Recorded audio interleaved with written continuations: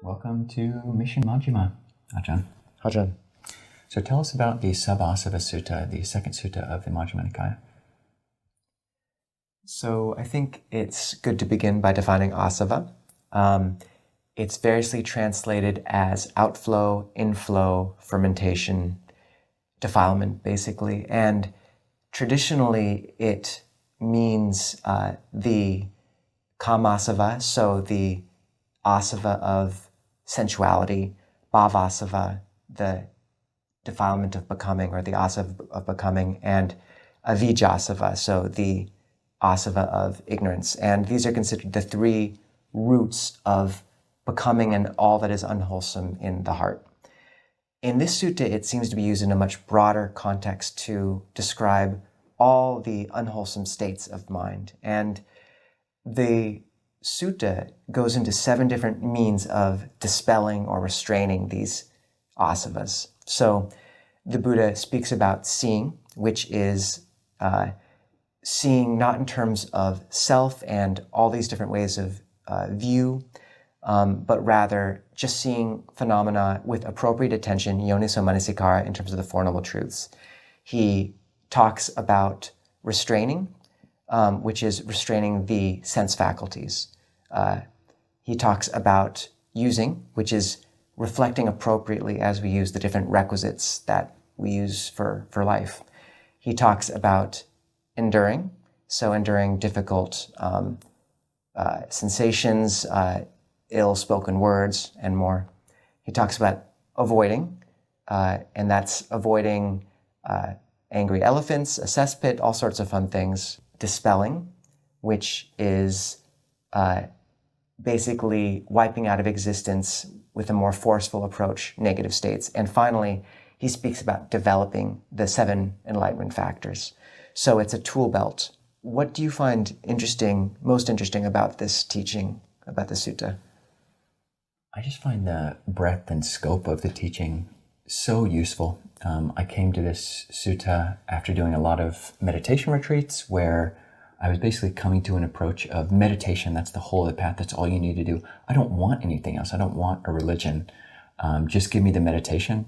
Whereas I was fortunate enough to find an essay by Thanissaro Bhikkhu called One Tool Among Many, which uses this tool belt analogy where it's not just bhavana, so development, that 7th way of removing the asavas, but you've got all these other tools which you can use, and there's a place for them, and the Buddha allowed it, even quite forceful tools like the sledgehammer in the tool belt, which is destroying or removing distracting thoughts, where the Buddha says when there are certain types of thoughts of sensuality, of ill will, of harming or cruelty, where you can actually destroy, annihilate, wipe out of existence, and not tolerate these thoughts. There's a place for that. It's a very strong approach, but the Buddha was willing to go and speak strongly at times, because there are aspects of the mind which one can use that approach with. And yourself, what aspect of the sutta is most intriguing or useful for you? I think to sort of speak to the other side of the tool belt, his first means of dispelling asava, of seeing, and specifically he says one does not attend with inappropriate attention, anyoniso manasikara, to these questions around the self. And it's kind of hilarious how well he describes our thought process. Was I in the past? Was I not in the past? How was I in the past? What will I be in the past? Or having been what will I become? And so on with the future and the present. And then he says to move past this, one looks at phenomena in terms of just the Four Noble Truths.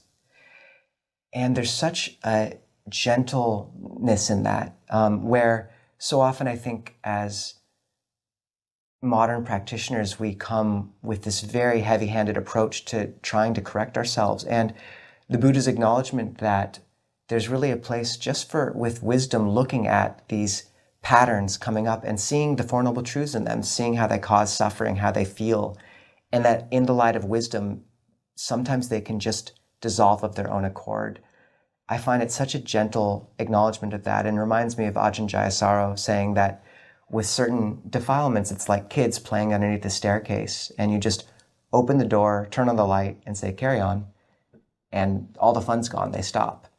For you, what means of dispelling defilement has sort of resonates the most or has been most intriguing to you? One which readily comes to mind is using. So the Buddha here talks about ways of using the material supports of life. So it's framed in the aspects of a monastic life. So rag robes for clothing, alms food for food, a shelter in medicine. But in a monastery, we reflect on these at least once a day. We recite them out loud. So with regards to food in particular, wisely reflecting, I use alms food not for fun, not for pleasure, not for fattening, not for beautification, only for the maintenance and nourishment of this body, for keeping it healthy, for helping with the holy life. Thinking thus, I will allay hunger without overeating, so that I may continue to live blamelessly and at ease. And it rolls off the tongue because we recite it every day as a group. So I've been reciting that pretty much, most every day for the last 15 years, and we do that as a group. And this is what's called a pericope, which is a stock phrase. And each of these 7 is its own stock phrase. We find them in other places. This particular one about the requisites, we find it a dozen or so, possibly other times in this, in the Majjhima Nikaya and elsewhere. And each of them really lend themselves to memorization. So, and yourself, which one of these really stands out to you as being especially helpful? For me, maybe apart from that of seeing, I think the means of dispelling asava through avoiding is really interesting, because, it's just an acknowledgement that we have, I think, limits. Like you don't need to walk straight into situations that you're unprepared for, that are going to give rise to greed or anger or something in a way that you aren't prepared to deal with. And there's a real place in skillful practice for knowing what are your angry elephants, what are your cesspits, what are your inappropriate seats. And then in meditation as well, I think, in means of dispelling resentment, the Buddha talks about that means of just not bringing someone to mind. And I think there's a conceit in some psychological circles that you have to confront every underlying pattern and issue right now. And I think this is the Buddha, there's resonance where the Buddha is saying, you don't have to, you can put some stuff aside for now. And so once again, that gentility. So I think usually how we finish up, Ajahn, is you get to read us a quote. So this is from the section on view. So this speculative view, bhikkhus, is called a thicket of views, a wilderness of views, a contortion of views, a vacillation of views, a fetter of views.